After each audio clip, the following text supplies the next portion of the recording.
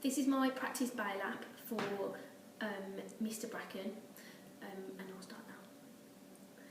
My worship, my name is GemNatHill and I shall be acting today on behalf of the prosecution, who will be opposing a grant of bail based on the grounds for objection given in the 1978 Bail Act. We believe there to be a possibility of the defendant re-offending whilst on bail, and mainly we believe that it would be likely he would abscond if released. Looking at the facts of the case, Mr Bracken has committed a crime of theft under the 1968 Theft Act, including driving whilst under the influence of alcohol. He also has various past convictions for both offences and has previously served a custodial sentence for a similar offence.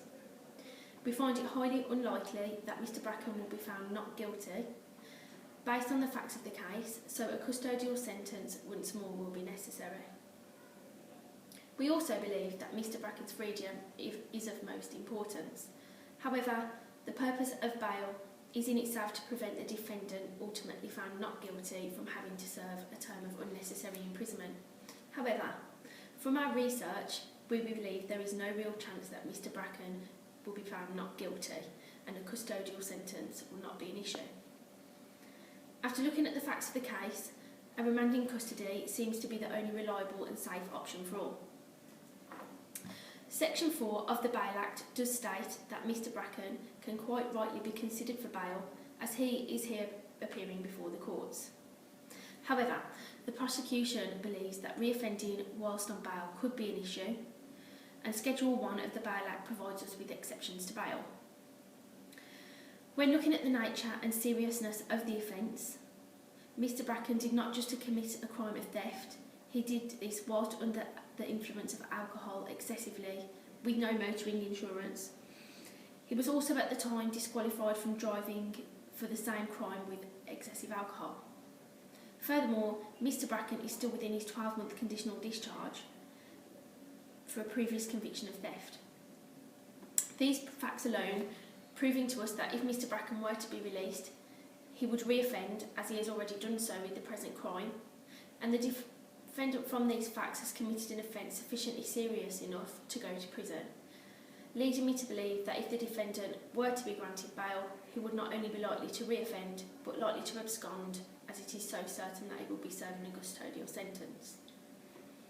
Looking at Mr Bracken's previous offences, both of which relate to the details of the case today, Mr Bracken has committed his crimes whilst being under a life sentence of custodial discharge for theft, and he is also still under a live driving ban. Once again, proving to us that Mr Bracken will most likely re-offend as he is currently doing so. After looking at the evidence, I believe the strength of the prosecuting facts are very strong, swaying towards Mr Bracken being convicted and being found guilty. We are asking for a remand in custody as we do not deem from conditional discharge bail to be safe due to re-offending.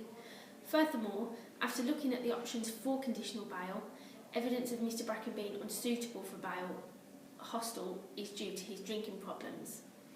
From the probation service, they proved this to be conditional bail is not fit for him.